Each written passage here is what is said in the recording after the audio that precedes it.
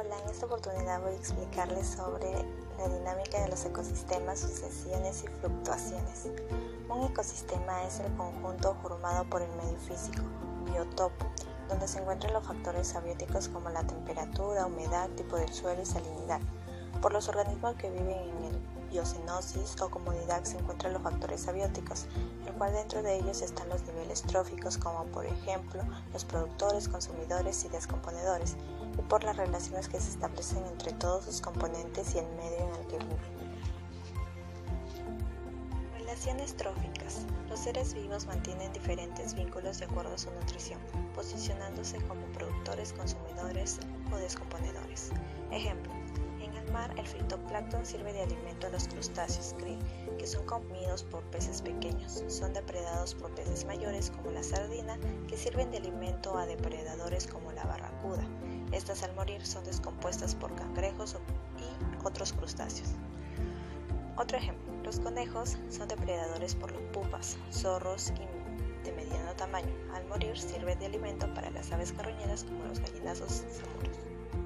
Otro ejemplo: los insectos comen hojas, los sapos se los comen a ellos y las serpientes a los sapos.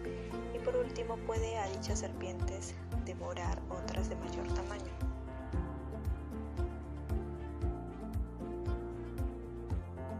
Otro ejemplo: las mariposas se alimentan del néctar floral y son alimento para insectos depredadores, sirviendo de alimento para los murciélagos, quienes son depredados por las zarigüeñas. Otro ejemplo es el maíz sirve de alimento a las gallinas, cuyos huevos son devorados por las comadrejas y por las serpientes cazadoras.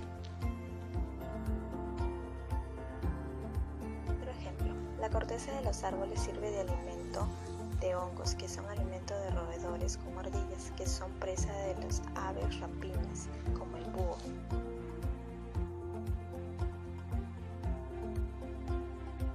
Sucesiones es el proceso evolutivo natural por el que unas especies ocupan paulatinamente el lugar de otras peor adaptadas al entorno. Ejemplos: las dunas del lago Michinca.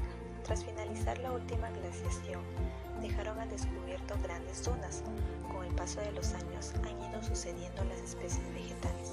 Primero establecieron especies tolerantes a la sequía, que además perdieron la fijación de las dunas. Después de una veintena de años aparecieron las gramíneas, arbustos y árboles como los sauces y chopos.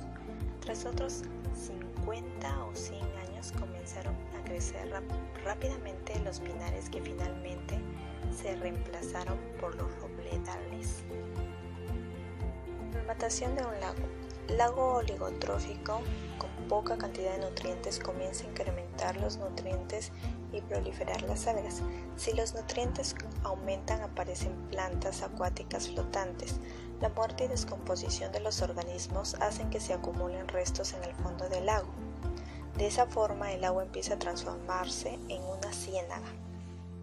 La sucesión primaria ocurre cuando un hábitat nuevo está en formación, por ejemplo, la roca viva recién expuesta o los terrenos baldíos recién formados pueden ser colonizados por formas vegetales, como musgos de poco tamaño conocidos como especies pioneras, beneficiados de la descomposición de la roca por parte de la erosión, sirviendo de eslabón a futuras especies que aprovecharán el nuevo hábitat reemplazando las pioneras. La sucesión secundaria es fruto de cambios violentos en las condiciones de un ecosistema existente. Por ejemplo, los campos de cultivo abandonados no están excesivamente degradados. Las primeras especies en aparecer son hierbas con capacidad de dispersión y crecimiento rápido, desarrollándose secuencia de especies herbáceas perennes, arbustos y árboles que crecen con mayor lentitud y menor fotosintética, por lo que parece que nunca podrán desplazar a las invasoras iniciales.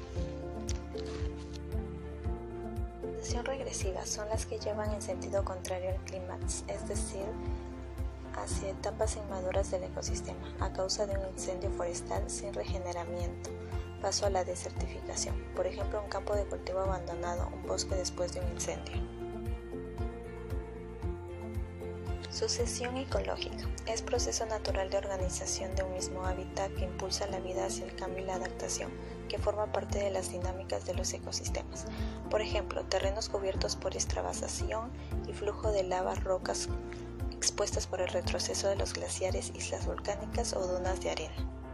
Fluctuaciones son cambios de densidad de población describiendo oscilaciones cíclicas en individuos dependiendo de las variaciones de clima, los nutrientes, etc.